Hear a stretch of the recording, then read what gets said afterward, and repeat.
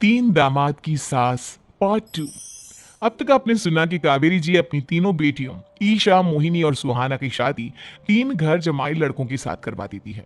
उन्हें लगता है कि ये लड़के शायद घर का कामकाज संभाल लेंगे, लेकिन उनके तीनों घर जमाई बहुत आलसी थे। वो नौकरी भी नहीं करते थे और बाहर का काम भी नहीं। कावेरी जी ने अपनी बेटियों से कहा कि वो प्रेगनेंसी का बहाना बनाकर अपने पतियों को सबक सिखाए। अब सुनिए आगे। मम्मी, आपने जैसा कहा था हमने वैसा ही किया, लेकिन देखिए ना, विवेक का हाल तो वैसा का वैसा ही है। घर में ना सुबह का नाश्ता बनता है और ना खाना। नौकरी पर जाने की बात करूं तो खाने को दौड़ते हैं मुझे।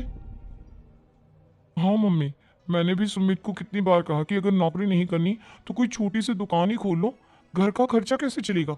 देखो दोपहर के 12 बजने आए और जनाब अभी तक सो रहे हैं। हाँ मम्मी, ईशा और सुहाना ठीक कहती हैं। अविनाश का भी यही हाल है। जब मैंने अपनी प्रेगनेंसी के बारे में कहा तो मुझसे कहने लगा, अरे दूसरी लड़कियां तो 9 महीने तक नौकरी करती है, बस डिलीवरी के टाइम छुट्टी लेती है। मोहिनी, तुम भी नौकरी करो। अब मुझे कहाँ नौकरी मिलेगी?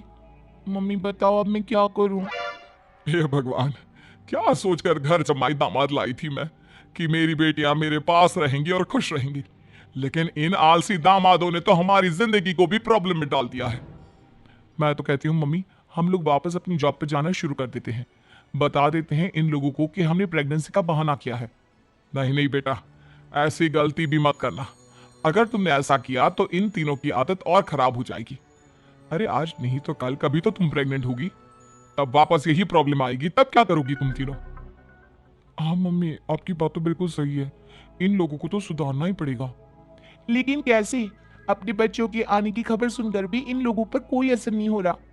पैसे कमाने के लिए घर से बाहर निकलना ही नहीं चाहते ये तीनों।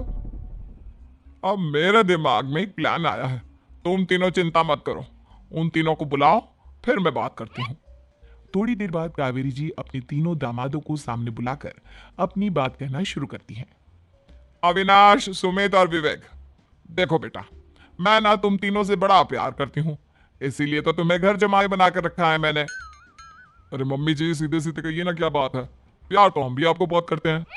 अरे मम्मी जी, आपकी इज्जत भी बहुत करते हैं। अरे भैया, आपकी जैसी सास और कमाने वाली बीवी सबको मिलती है क्या? हाँ मम्मी, विवेक और सुमित ठीक कह रहे हैं। आपकी बेटी से शादी करके मेरी तो जिंदगी ही अच्छी हो गई है। जानती हूं मैं, और ये भी जानती हूं कि तुम तीनों अपनी अपनी बीवियों से बहुत प्यार करते हो। बेटा, बात ऐसी है कि हमारे कुल गुरु ने कहा है कि प्रेग्नेंट होने के बाद मेरी तीनों बेटियां शुरू के 4 महीने हमारे गांव में जाकर रहेगी, जहां मेरे चाचा जी रहते हैं। अरे लेकिन क्यों मम्मी, गांव में जाकर रहने की क्या जरूरत है इन तीनों को? वो क्या है ना बेटा, हमारे परिवार को एक श्राप है। अगर मेरी बेटियों ने यहाँ पर बच्चा पैदा करने की कोशिश की तो उनके बच्चों को कुछ भी हो सकता है। इसलिए अब से लेकर 4 महीने पूरे होने तक इन्हें गांव वाले घर में रहना पड़ेगा। हाँ, तो इसमें प्रॉब्लम क्या है मम्मी जी? हम भी वहाँ जाकर रहेंगे, पिकनिक बनाएंगे। अरे भाई, बीवी जहाँ, हम भी वहाँ। हाँ यार, आइडिया तो बहुत अच्छा है। शहर की जिंदगी में रह रहकर परेशान हो चुके हैं, अब कुछ दिन गांव में बिताएंगे। तुम लोग समझने की कोशिश क्यों नहीं करते?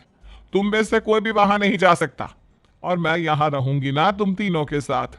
4 महीने की तो बात है, उसके बाद ये तीनों ही लौट कर आ जाएंगी।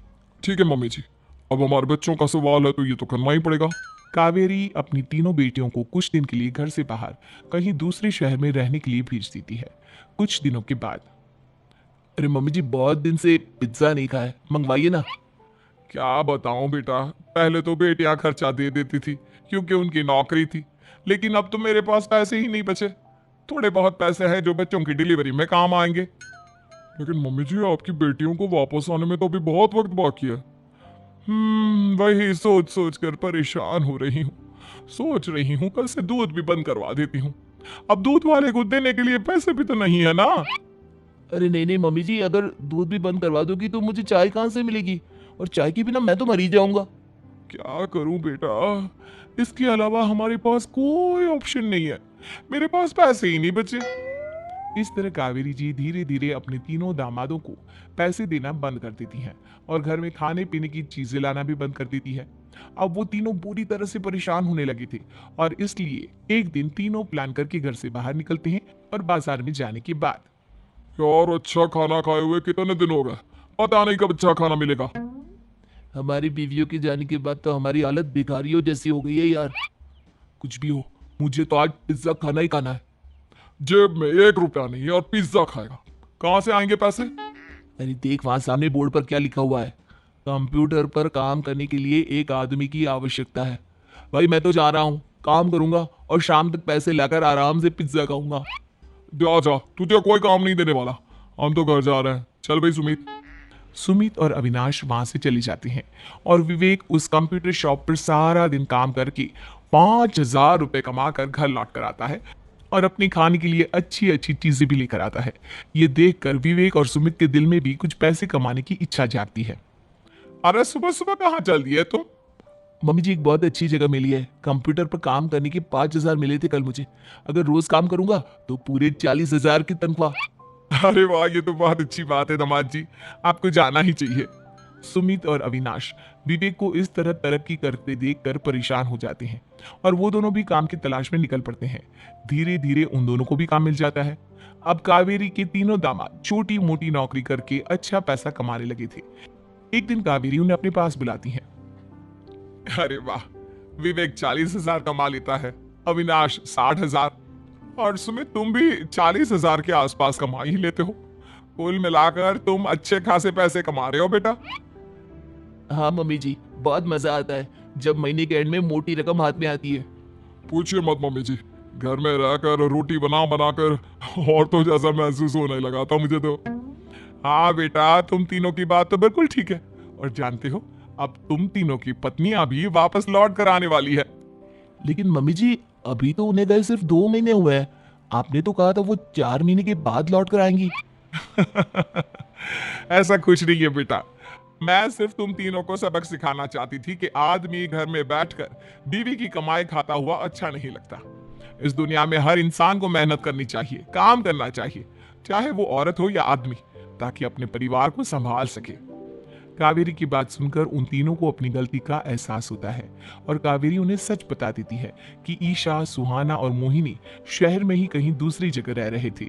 शाम के वक्त उन तीनों की पत्नियां लौटकर आ जाती है और कावेरी जी का परिवार एक खुशहाल परिवार की तरह रहने लगता है।